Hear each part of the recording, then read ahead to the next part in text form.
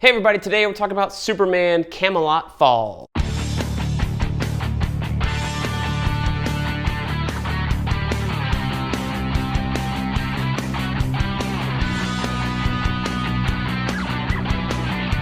Hey everybody, welcome back to BK's Bullets. As always, I'm your host, Brent, and today we're wearing a Superman shirt, so we're talking Superman Camelot Falls. Now, this is the new deluxe edition hardcover that came out a couple of weeks ago, maybe a month or two, I'm not sure. I got it, I went on travel for 2 weeks and then forgot all about it. So when I came back, I was like, I want to read something that's not on, a one and done thing. So I picked up my Camelot Falls deluxe edition since figured I'd done, I think I did an overview of it on the channel. But anyway, I was reading an article today, when I'm recording this on April 2nd, that it was like a CBR article on the best places to start reading DC Comics. And for Superman, it said, Camelot Falls is a great story because it has nothing to do with anything else Superman. And to that I say, no, it is not a great place to start reading Superman. This is a weird book. It's weird in that it's not a traditional Superman story. You have some great people working on it. You have Kurt Busiek, Carlos Pacheco doing the arts, Jesus Marino doing the inks. And then after this, Jesus Marino started doing his own stuff. He went on to draw JSA, or Justice Society of America, a couple years after this. And I believe I don't know if he's back to doing inks, but he's a very capable artist. He's phenomenal. And I don't think anybody inks Pacheco like Jesus Marino does, based off this book for sure. I love the art in this book, but the story is not great.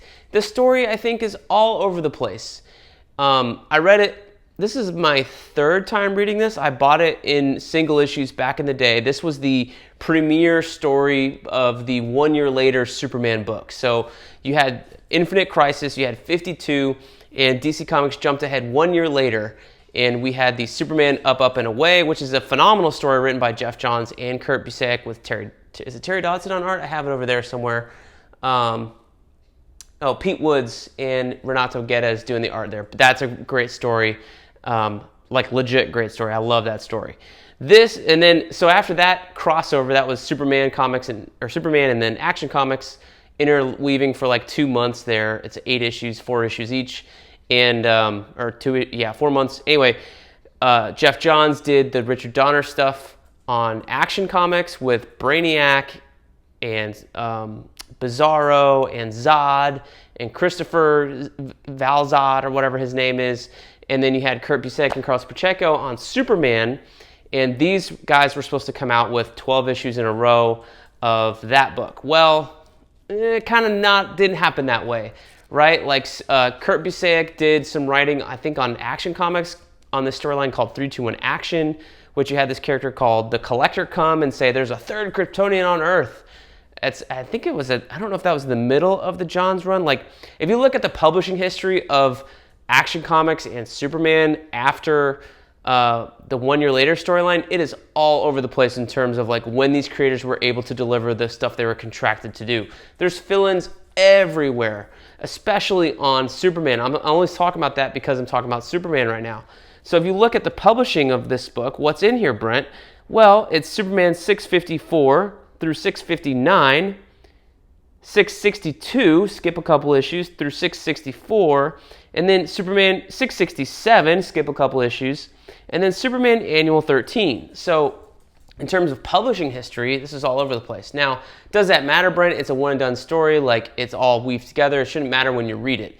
Right, it shouldn't matter, except it does, because Kurt Busiek, instead of keeping the Camelot Falls storyline separate from the other fill-ins he was writing at the time, and the stuff he did on Superman after this storyline wrapped up, following 667 and Annual 13, he decided to interweave the other plot lines he had in the future and in his fill-ins into Camelot Falls, into the artwork and dialogue. So, if Carlos Pacheco was running late, he was even later because now he had to draw scenes with Superman's new son-ish thing at the time, which is Christopher Kent, who turned out to be Zod's kid, and not Zod's kid in the current DCU, but this was a different kid, and they called him Christopher, right? So he stuck around through, I believe, the end of World of Krypton, and then I think disappeared from continuity. He might still be that same kid in the Zod book right now, but I'm not 100% sure, so don't quote me on it. But he basically is Zod and Ursa's kid in the comics, right? And he was introduced in that Last Son of Krypton book from Jeff Johns. I thought I had the deluxe edition. It's just a regular hardcover over here, I believe. Maybe I have the deluxe. Where is it? Anyway. So yeah, it's all over the place because you're reading Camelot Falls, then all of a sudden here's a reference to the Collector about a third Kryptonian. Here's a reference to Christopher Kent, who you never met in this book. So it was fun for monthly readers at the time because you're like, oh yeah, all these adventures are happening at the same time. But as a one and done storyline, it is all over the place in terms of like the references. Now you may think that may not matter, but when you're reading it and you jump from one storyline to another for what seems like no reason, it does seem a little weird. I will say the story starts off very strong. Like the first issue here is great. The artwork is great. And the artwork is great all throughout this book, that's for sure. You have Bruno Mannheim here in a quick appearance in the first issue. And then you have basically Subject 17, which is this guy. I'm trying to find a picture of him. He's like this kind of anti-Kryptonian. He was sent to Earth as an alien race, and instead of landing in the US, he landed in Kazakhstan. And at the time, the USSR grabbed him, and they experimented on him for his entire lifespan, so he hates humans. And that takes up like the first 4 issues of this book. And you're like, okay, cool, I can get along with that. That's an interesting Superman story. This is before Scott Snyder did a similar thing on Superman Unchained. I have that deluxe edition down here. And so that wasn't the first place we've seen like an alternate version of Superman. Like, what if an alien came and was raised differently? What values would he have? Okay, cool. Then you have Arion appear, and Arion is really the main antagonist of the book. Except he shows up and says, Superman, you're going to doom the world, and here, let me tell you how. So the next 2 issues are this future version of Earth. You have this like war journal from Lois and Jimmy and Lex. The Parasite is somehow kind of Clark, kind of not. Superman is, presumed dead and is not dead, and then basically destroys the world with this guy Kyber, who's basically at fault, right? So that's the first half of the book. And you're like, all right, so this is the future we're trying to prevent. So the rest of the book is kind of this weird intellectual thought exercise of Superman talking to himself while still going on his adventures. Here he's examining Kara Power Girl, who had just found out she's, from Earth 2 during the Infinite Crisis event. And so he's talking to her, he's talking to Jimmy, he's talking to Lois, he's talking to some other new heroes we met. Some people from the Fourth World show up for no damn reason. It seems like they're set up for a story later on down the line that Busiek was going to tell that never came about. And then you have basically like you have a battle with the people of the Justice League at the time. Here's Starman from the Justice Society book coming in. And you have the anti-Superman guys that show up here for an issue. And then Subject 17 rolls back in. And then there's the final showdown with Arion after a battle with Subject 17. Does it ever definitively answer the question, is Superman going to doom the Earth? No. Does it ever feel satisfying? No. Are you ever excited to read the next issue? No. To me, like a Superman book, it shouldn't have to be slam bang action. It should have heartstrings. It should have emotions. It should have reason. It should have action. It should have like everything. A good, well-rounded comic book story, right? And still give Superman a challenge. That's the hard part about writing Superman, is to find something to challenge the most powerful being on Earth, of course. And you do that through emotions and intellectual thought things, but somehow Busiek doesn't manage to weave it all together in a satisfying way.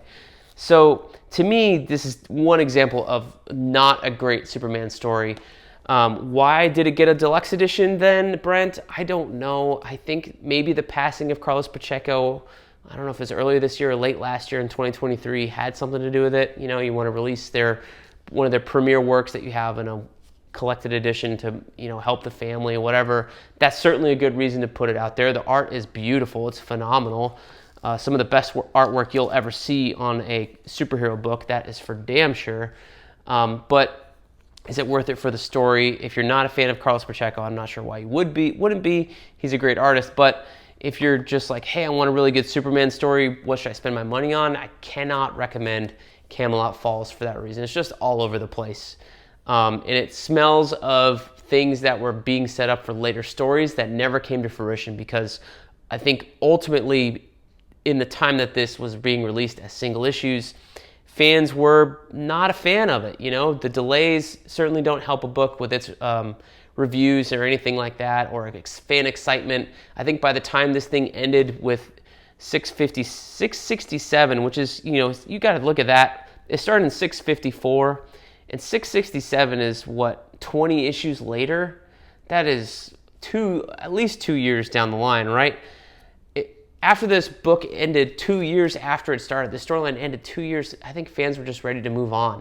So after this, we had a couple more issues of Kurt Busiek, and then we had James Robinson take over with his Atlas storyline and things like that. And then we moved into the new Krypton world of Superman. And I think at that time, fans were ready just to move away from what had been a 2-year-long story that ultimately never went anywhere, was really that exciting, other than, hey, I got a new issue of Carlos Pacheco art that is top-notch, top-tier comic book art.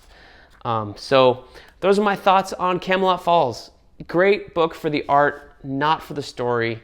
You know, as a deluxe edition, it kind of falls down a little bit.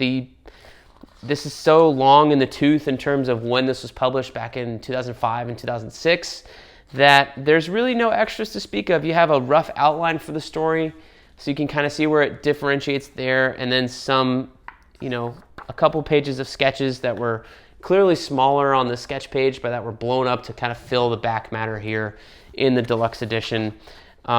There's no pencils, there's no inks, only that kind of stuff you could do in a deluxe edition like this, just kind of some rough, maybe thumbnail sketches that they found or had at the time from the editors. So it's not, I can't really say like this is worth it for the back matter or anything else like that. So those are my thoughts on Superman Camelot Falls. If you disagree with me, let me know down below why this is a great Superman story and provide examples, because I won't believe you. But thank you guys for watching, and let me know what you think down in the comments below of Superman Camelot Falls. We'll see you guys next time in the funny pages.